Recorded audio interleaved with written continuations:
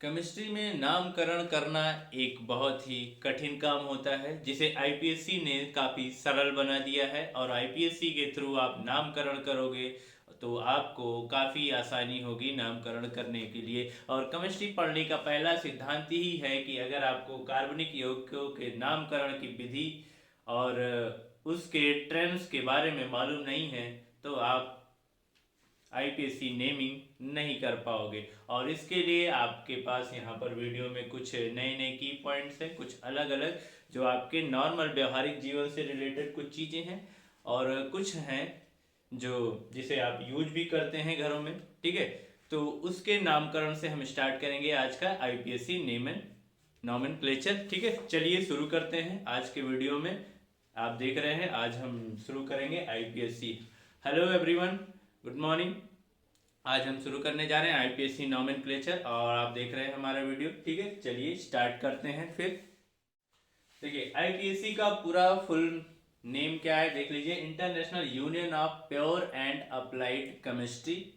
ठीक है, 1993 में काफ़ी फेमस हो गया आईपीएससी। ठीक है, और इसके नामकरण की शुरुआत तो काफ़ी पहले हो चुकी थी बट 1993 के बाद काफ़ी जो चेंजेस हुए उससे काफ़ी आसानी हो गई आईपीएससी के नामकरण के लिए।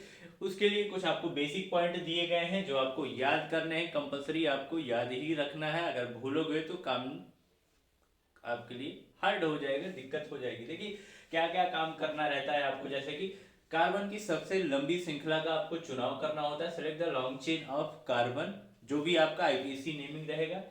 उसके बाद आपको क्रियात्मक समूह को प्राथमिकता देनी रहेगी। अब ये क्रियात्मक समूह क्या है इसके बारे में भी आपको बता देंगे हम। ठीक है, पूरी लिस्ट आपको इसी वीडियो में दिया जाएगा, आप देखेंगे कि ये क्या है क्रियात्मक समूह। ठीक है, कुछ यहाँ पर क्रियात्मक समूह हमने लिखे हैं, जैसे कि क्या करना है, प्रायोरिटी ऑफ फंक्शनल ग्रुप, जैसे कि COOH, ये है आपका कार्बोक्सिलिक ग्रुप का।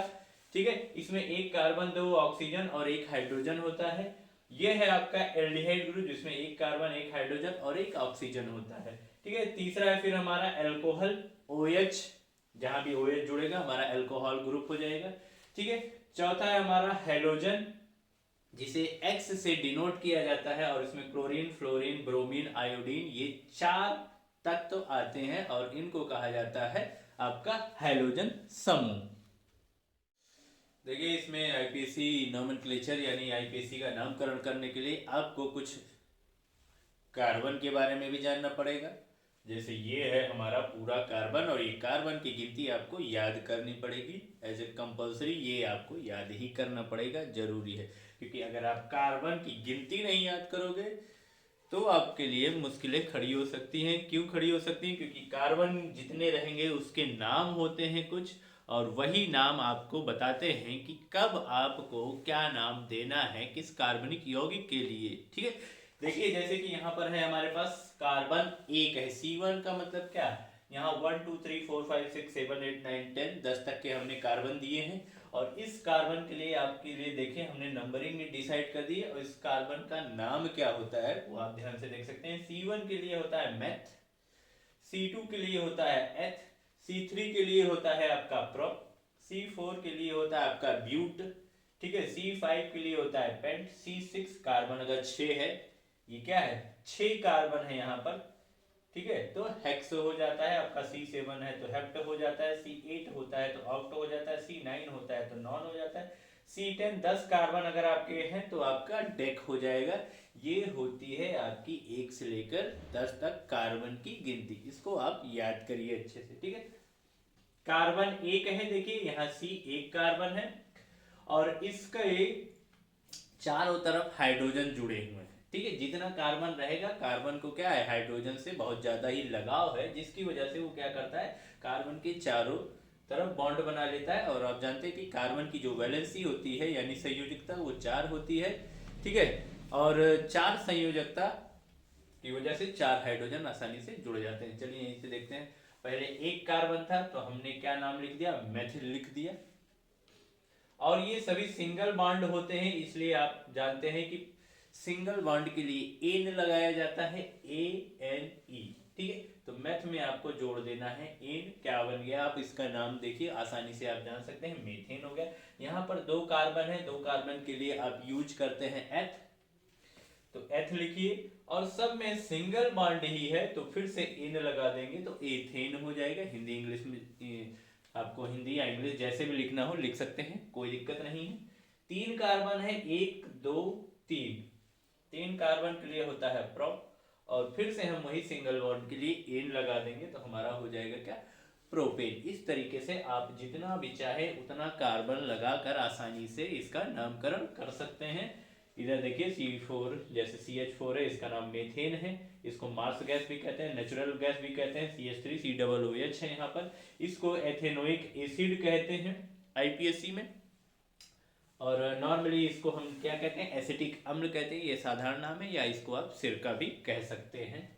ठीक है, चलिए और कुछ देखते हैं हम। चलिए और देखते हैं, जैसे देखिए अभी आपने लिखा था क्या, सिरका। ठीक है, CH3COOH। अब यहाँ पर देखिए कार्बन भी आ चुका है हमारा, और क्या आ चुका है, COOH, एक आपका क्रियात्मक ग्रुप आ चुका है, यानी फंक्शनल ग्रुप आ चुका है। ठीक है, इसमें हम नंबरिंग कैसे करते हैं, देखिए ध्यान से। हमने आपको बताया था कि कार्बन की लंबी श्रृंखला भी होनी चाहिए, और साथ में एक छोटा सा नाम है, कैसे करते हैं उसके बाद फिर हम देख लेंगे, और बड़े बड़े नाम हम देखेंगे। इसमें देखते हैं कि ये हमारा पूरा एक फंक्शनल ग्रुप है, और जो क्रियात्मक ग्रुप है उसमें लगा हुआ है एक कार्बन। ठीक है, और यहाँ पर 2 कार्बन हो गए। ठीक है, तो टोटल कितने कार्बन हो गए हमारे, 2, और 2 से हमारा बन जाता है एथ। और इसके लिए आपको एक जो बड़ी सी टेबल हमने प्रोवाइड कराई है उसके अंतर्गत आप देखेंगे इसके नामकरण के लिए। ठीक है, तो इसमें इसका नामकरण जो COOH का है, कार्बोक्सिलिक यौगिक है एक ये। ठीक है, और इसके नामकरण में जो आपने अनुलग्न देखा है यानी सफिक्स, ठीक है, वो क्या आ जाता है, एथेन तो पहले आप लिखेंगे, और ई हटा दिया जाता है, ओइक एसिड है ये।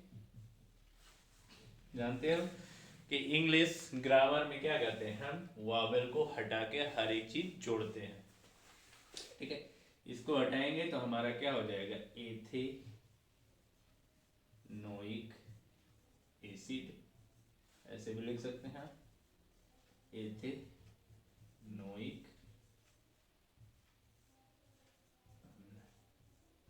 ठीक है, ये आपने देखा।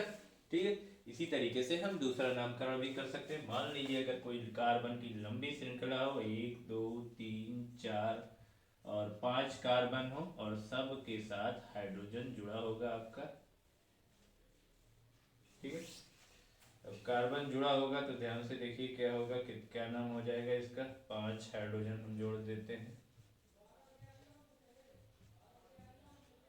लीजिए हमने जोड़ दिया, 5 कार्बन से आपका क्या हो जाएगा, यहाँ पर सारी चीजें वही रहेंगी आपकी। आप देखेंगे कि क्या हो जाएगा, ये पेंटेन हो जाएगा, इसका नाम क्या हो जाएगा,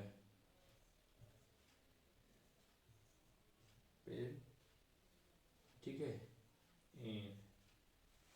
5 कार्बन है तो इसका नाम पेंटेन हो जाएगा। ठीक है, इसी तरीके से आप देखते हैं। ठीक है, कैसे इसका नामकरण करेंगे हम। ठीक है, यहाँ पर हमारे पास एक एक्स्ट्रा जो कार्बन चेन लग गई है, इसको देखेंगे हम पहले। ठीक है, ये हमारा पूरा एक क्या है, मैथिल है, जहाँ भी एक हाइड्रोजन कम हो जाता है कार्बन नंबर से, वो क्या हो जाता है, मेथिल ग्रुप हो जाता है। ठीक है, आप देख सकते हैं जैसे CH4 से हम क्या करें, एक हाइड्रोजन निकाल दें, तो जो हमारा बचेगा CH3, उसको हम कहेंगे मैथ, और YL जोड़ देंगे, मेथिल हो जाता है हमारा।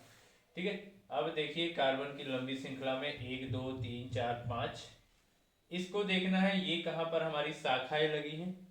ठीक है, 1 2 3 1 2 3, दोनों तरफ से हम नंबरिंग करेंगे तो हमारे सब वही काम आएंगे, और ये बेचारा एक मेथिल लटका हुआ है।